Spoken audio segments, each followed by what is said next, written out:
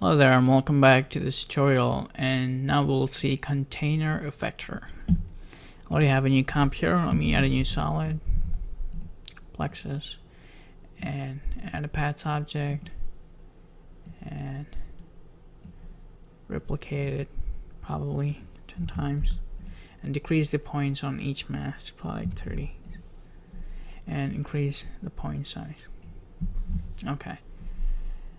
And now let me add a new camera, and let me add an effector container effector. So by default it does nothing, and you could change container effector. What it does is basically it contains every point and every vertex into a container.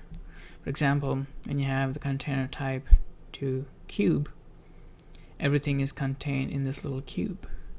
For example, if you have more points and more copies, and let me add a noise effector.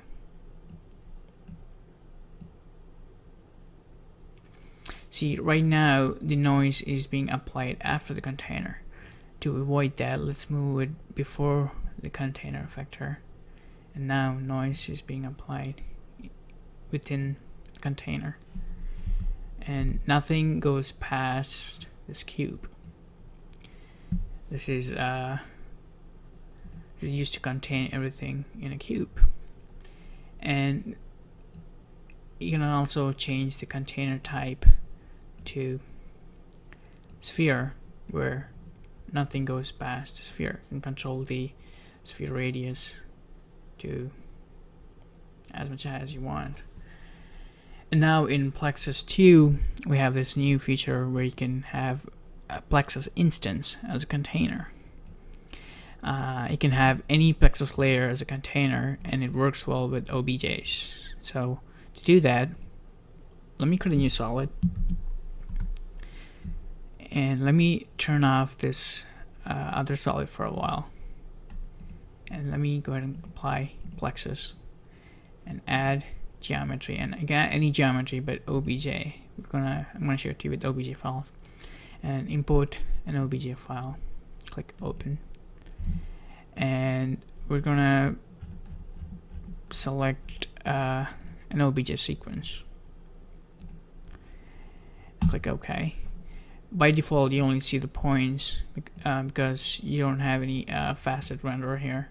So let's add facet renderer and increase the maximum distance. So you see the facets being added, and you can use this instance as a container. Here, let me increase the maximum distance a little more. You can use this instance as a container for the other Plexus layer. To do that, let me turn this back on, and let me put this to the top, and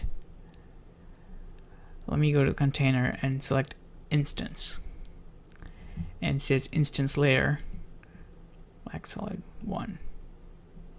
Oops, sorry, that's actually this layer. Let's name it. Let's name it as Plexus, and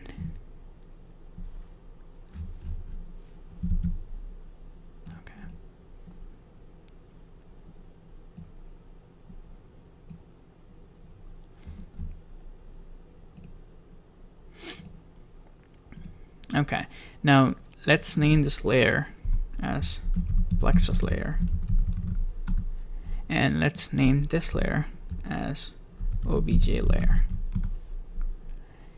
Now let's go to Plexus layer and change the container type to instance, and select the instance layer to OBJ layer. Now as you can see, all the points here are locked in to this OBJ file. If you can have a light to shade this OBJ file better, so let me set this to, well, yellow works fine. Actually, let's set it to red, and in the OBJ layer, make sure to select the shading. So you can see the faces much better here.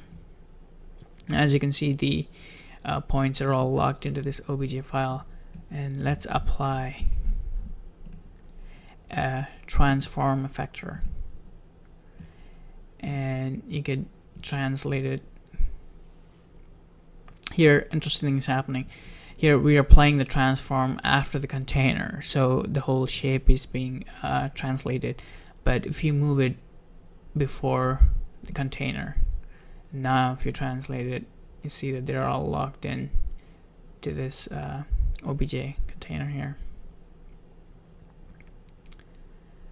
So this is how OBJ containers work in Plexus, and it's a really cool new feature, and hope you guys like it.